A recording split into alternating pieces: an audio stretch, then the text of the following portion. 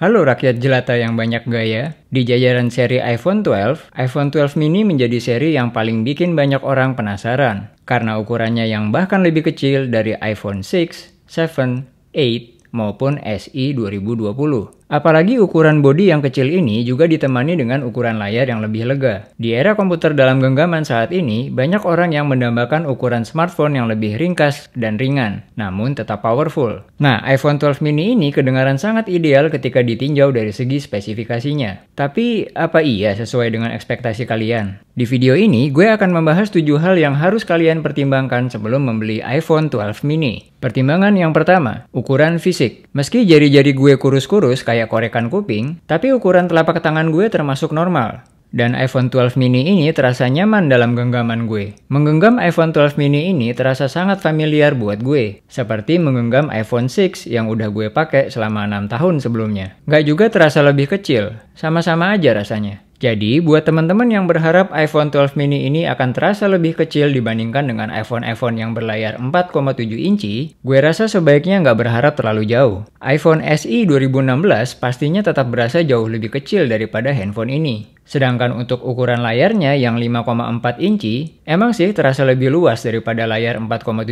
inci. Tapi setelah gue pakai selama beberapa hari kok rasanya juga nggak gitu luas-luas amat. Bahkan sebenarnya, lebar dari layarnya setengah inci lebih sempit daripada layar iPhone 6. Meskipun di penggunaan sehari-hari nggak bakal berasa juga sih. Jadi buat teman-teman yang pengen layar yang lebih luas daripada layar iPhone 6, 7, 8, dan SE 2020, sepertinya harus mempertimbangkan iPhone 12 yang reguler. Lanjut ke pertimbangan yang kedua, pilihan warna. iPhone seri 12 mini memiliki beberapa varian warna yang keren-keren, dan gue udah membandingkan pilihan warna-warna ini berdasarkan testimoni dari orang-orang di beberapa forum iPhone di internet. Varian warna biru merupakan varian jagoan untuk seri iPhone 12 dan 12 mini. Warna birunya merupakan jenis warna navy blue, yang akan terlihat seperti biru terang jika dilihat di bawah cahaya yang kuat. Buat sebagian orang, warna biru ini cukup keren. Meski buat sebagian orang lain, warna biru ini terkadang membuat iPhone-nya terasa sedikit seperti mainan, alias kurang elegan warnanya. Varian dengan warna hijau mint terlihat sangat menarik dan adem di mata gue. Tapi sebagai orang yang khawatir akan cepat bosen sama handphone yang bakal dipakai dalam jangka waktu lama, rasanya gue nggak akan memilih warna hijau untuk iPhone gue.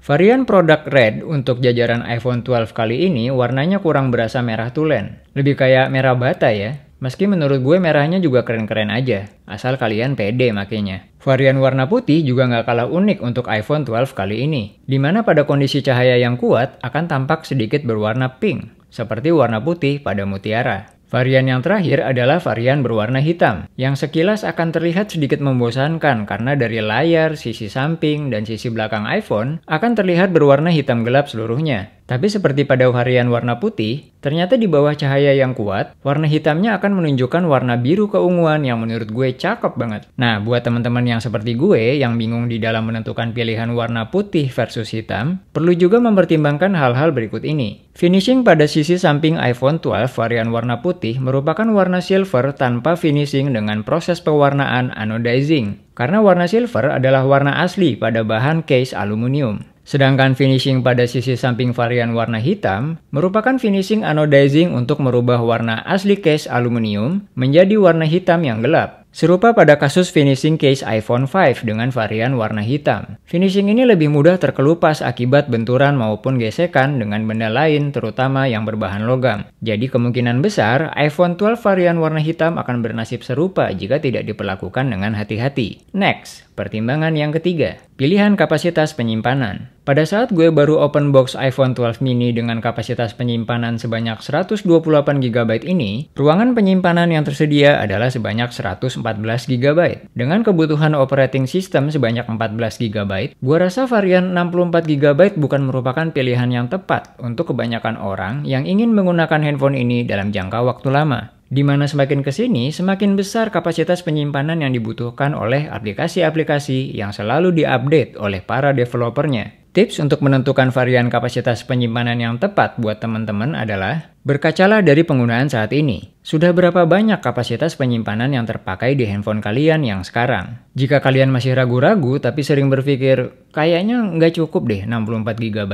berarti kemungkinan besar kalian memang akan butuh varian 128GB ke atas. Lanjut ya, pertimbangan yang keempat, daya tahan baterai. Banyak pengguna iPhone 12 mini di luar sana yang bilang bahwa baterai dari handphone ini tidak bisa bertahan cukup lama. Ya, itu bisa diduga sih. Bodi kecil pasti baterainya juga nggak besar. Apalagi saat ini banyak pengguna smartphone yang sudah terbiasa dengan handphone berlayar besar. Dan tentunya dilengkapi juga dengan baterai besar yang tahan lama. Tapi apa iya baterai iPhone 12 mini ini nggak tahan lama? Buat orang-orang yang gue sebutin tadi, bisa jadi demikian. Tapi sebagai mantan pengguna iPhone 6, yang baterainya turun 10% tiap satu usapan jempol, menurut gue baterai iPhone 12 mini ini baik-baik aja. Emang sih, gue bukan termasuk penyiksa handphone, gamer, atau kaum rebahan yang YouTubean sepanjang hari. Tapi pemakaian gue cukup normal, buat aktivitas semacam chattingan sama botnya Tokopedia, ngecek email penipu dari negara tetangga, sama sesekali bacain komenan netizen nyinyir di Line Today. Untuk pemakaian yang sedang ke agak berat, gue biasanya bisa dapat 4-5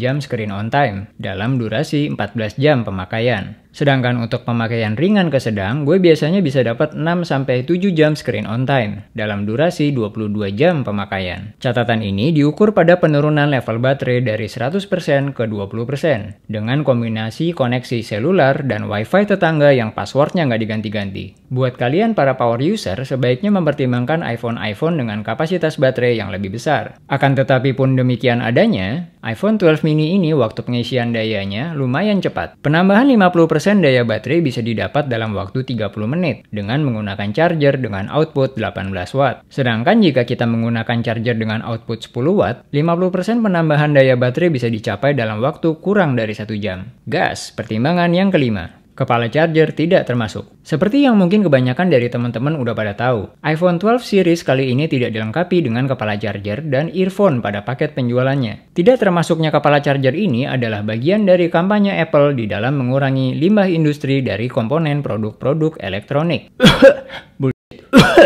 Nah, buat teman-teman yang ragu untuk beli kepala charger buatan Apple yang harganya lumayan, bisa mempertimbangkan untuk membeli kepala charger buatan third party alias pihak ketiga. Dari mulai yang terjangkau seperti buatan Baseus sampai ke yang agak mahal seperti buatan Aoki maupun Anker. Banyak pilihan yang harganya di bawah harga kepala charger buatan Apple. Pastikan kepala charger pilihan kalian memiliki port USB Type-C dan sudah support output minimal sebesar 20 watt ya teman-teman, supaya bisa mendukung input daya maksimal yang disupport oleh iPhone 12 series. Tapi kalau teman-teman udah punya charger bawaan iPad seperti gue sarankan untuk berhemat dan tinggal colok kabel USB Type-C to Lightning yang termasuk dalam paket penjualan. Cus ke pertimbangan yang keenam, tidak adanya lensa telefoto. Ya sih, kita bisa zoom manual dengan cara mendekati objek yang kita foto dengan menggunakan langkah kaki kita. Tapi hasil portrait mode akan selalu lebih baik dengan menggunakan lensa telefoto, yang tidak memiliki distorsi seperti pada lensa wide. Akan tetapi pun demikian adanya, kita bisa mendapatkan hasil yang serupa dengan tips berikut ini. Posisikan objek yang kita foto di tengah frame kamera, supaya tidak terkena distorsi pada sekeliling frame. Crop hasil foto tadi dengan membuang sekitar 50% dari sisi terluar frame objek yang kita foto. Sesuaikan efek bokeh dengan mengatur bukaan diafragmanya. Jangan terlalu lebay dengan pakai bukaan terbesar ya. Sesuaikan dengan jarak objek ke backgroundnya. Tapi ingat, setelah di crop, hasil foto kalian yang tadinya 12 megapiksel akan berkurang resolusinya menjadi sekitar setengahnya.